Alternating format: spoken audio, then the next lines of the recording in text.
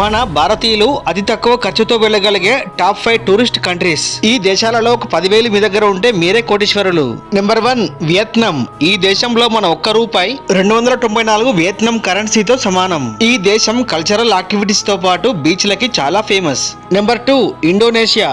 ఈ దేశంలో మన ఒక్క రూపాయి 187 ఇండోనేషియా కరెన్సీతో సమానం. ఈ మధ్య మన దేశస్తులు ఎక్కువగా విజిట్ చేస్తున్న దేశం ఇది. నెంబర్ 3 కాంబోడియా.